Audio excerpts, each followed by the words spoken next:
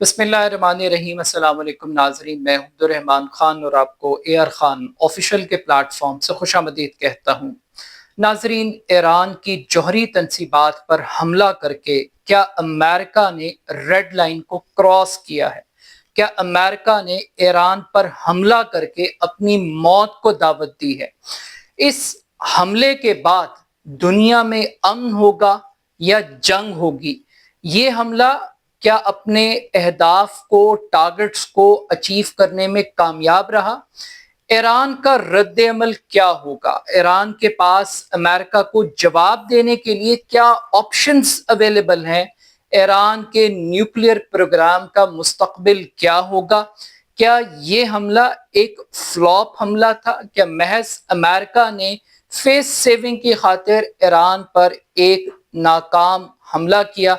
आज के इस वीलॉग में इन चंद बुनियादी नुकात पर हम बात करेंगे।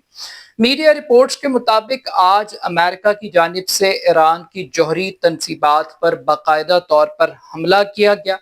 इस हमले की बाकायदा तौर पर निगरानी अमरीकी सदर डोनाल्ड ट्रंप ने की। इस हमले के बाद अमरीकी सदर ने मीडिया से गुफ्तगू की। ये 4 मिनट का खिताब था।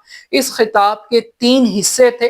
पहले हिस्से में उन्होंने बाकायदा तौर पर पूरी दुनिया को आगाह किया कि अमेरिका की जानिब से ये ऑपरेशन कंडक्ट किया गया और बड़ी कामयाबी के साथ ईरान की 3 न्यूक्लियर साइट्स को तबाह किया गया है। और उन्होंने अपनी फौज की तारीफ की, उन्होंने नेतन्याहू को मुबारकबाद दी।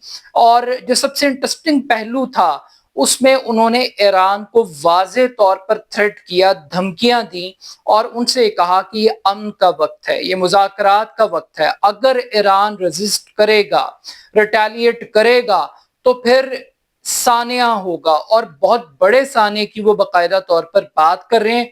इस 4 मिनट की गुफ्तगू के दौरान उन्होंने जनरल कासिम सुलेमानी का भी जिक्र किया और अपनी माजी की जो कमिटमेंट थी ईरान के न्यूक्लियर प्रोग्राम को तबाह करने के हवाले से, उसको भी उन्होंने बाकायदा तौर पर रिपीट किया। जहां पर वो अपनी कामयाबी का जिक्र कर रहे थे, इस ऑपरेशन की सक्सेस स्टोरी को अचीव कर रहे थे, उसके लिए अपने आप को क्रेडिट दे रहे थे, वहीं पर वो इस बात का भी मुकम्मल तौर पर एतराफ कर रहे थे कि कुछ टारगेट्स ऐसे हैं जो अभी भी रह गए हैं, जिसको अमेरिका अभी तक टारगेट नहीं कर सका।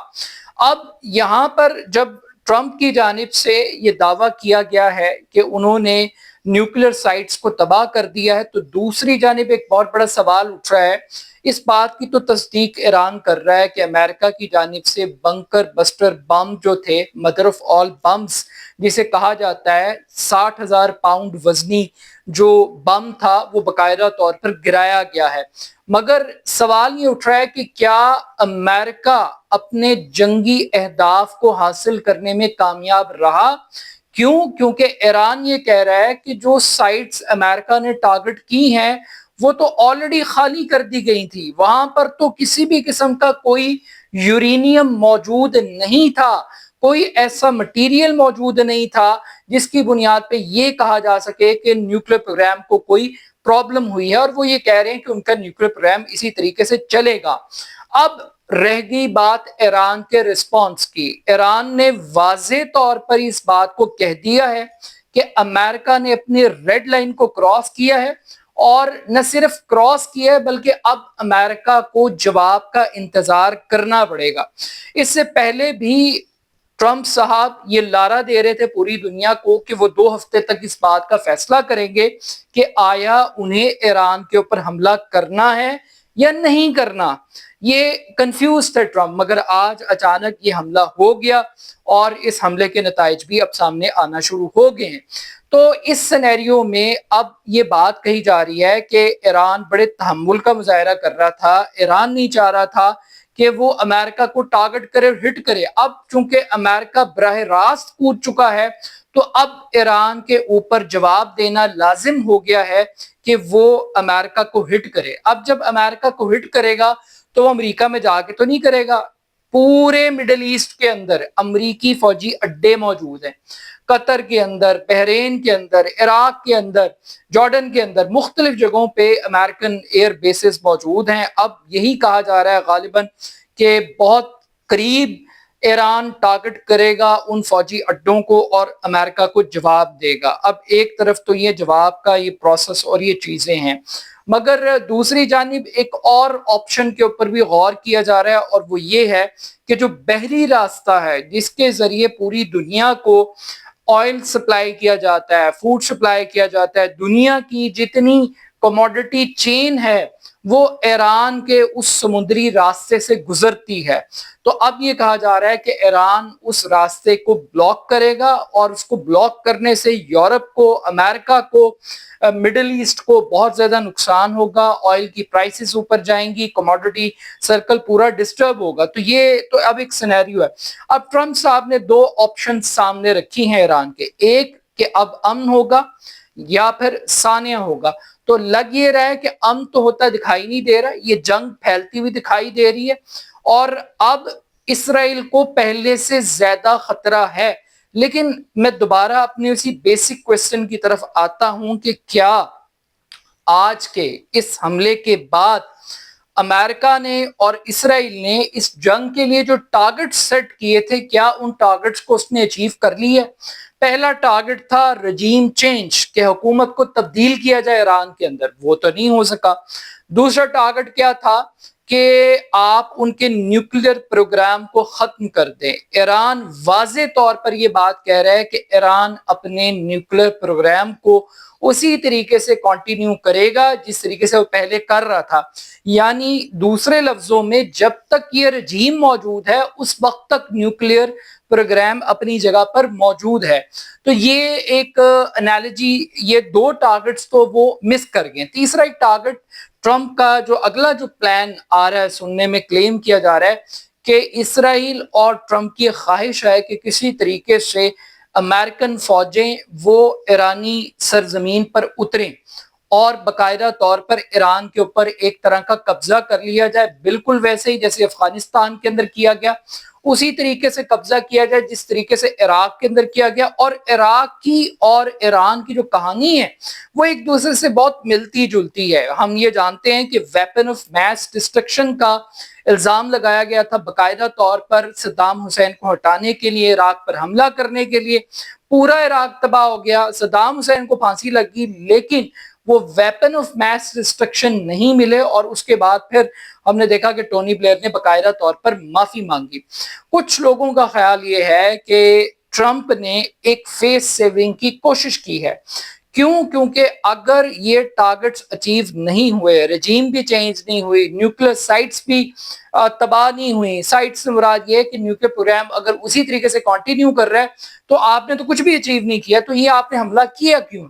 کچھ لوگ یہ کہہ رہے ہیں کہ بیسیکلی امریکہ یہ چاہتا ہے کہ کسی طریقے سے وہ اس جنگ سے باہر نکل آئے اور اسرائیل کو بھی باہر نکال لے، اور وہ ایک ڈنڈورا پیٹیں کہ انہوں نے اپنے ٹارگٹس کو اچیو کر لیے۔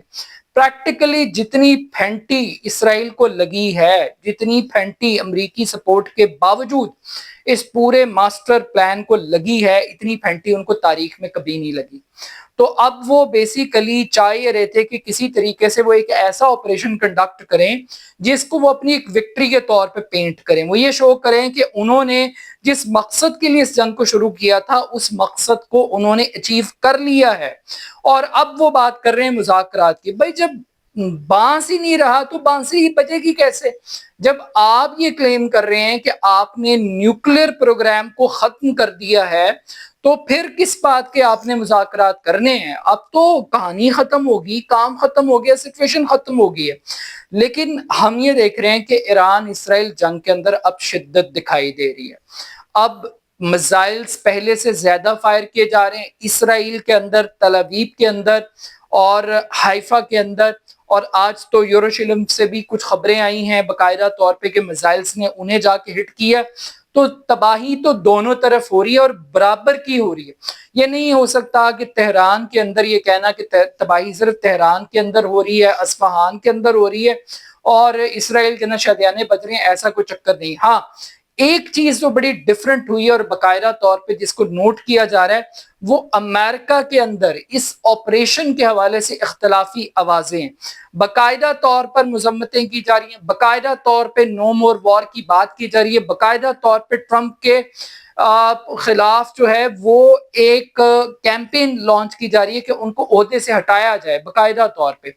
اب ٹرمپ کو ہٹایا جا سکتا ہے یا نہیں ہٹایا جا سکتا، لیکن یہ بات ہے کہ ایران پر حملے کے حوالے سے امریکہ کے اندر کنسنسس موجود نہیں تھا۔